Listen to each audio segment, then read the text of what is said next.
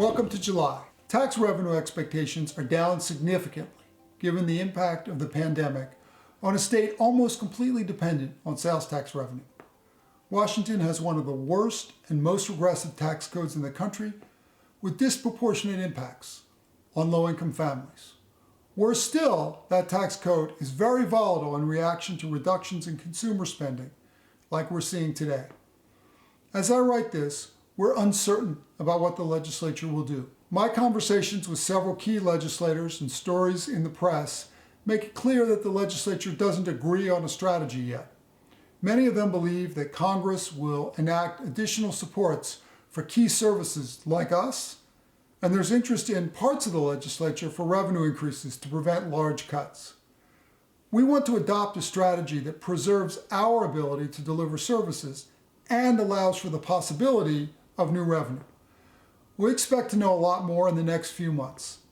In the meantime, we have to make administrative decisions about what to do, and we're doing so.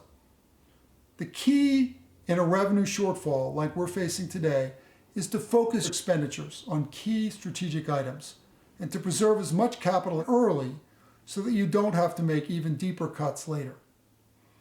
Some of our core strategic efforts are resulting in lower costs, savings that count in the budget equation. For example, we have 15% fewer children in foster care than we did a year ago.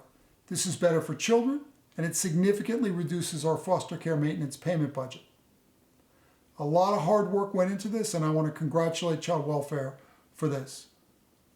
Governor Inslee vetoed hundreds of millions of dollars in new items in the budget he signed earlier this year, while leaving some key investments for us in place. In addition, he mandated the furloughs and elimination of automatic wage increases for our higher paid staff, saving additional money. This has a painful impact on you, on our staff, and I know he did not want to take this step. DCYF is delaying the start of many new items in our budget that would have started July 1st. These are mainly the items we included in our 15% reduction scenarios that don't require legislative action. We expect to start these in September, but we want to allow the legislature time to make adjustments based on the new revenue picture. Our intention is to stay focused on improving outcomes for children, youth, and families. We worked hard to have significantly more direct service staff exempted from the furloughs than previous agencies were able to do in the last recession, when only CPS and central intake were exempted. We made investments to preserve direct service staff in childcare settings with a number of administrative actions, and we shifted funds to preserve as much of the service providing infrastructure for in-home services, like home visiting or counseling. We're working with leaders in the legislature and with OFM and the governor's office to make smart decisions that allow us to continue our work protecting children and strengthening families.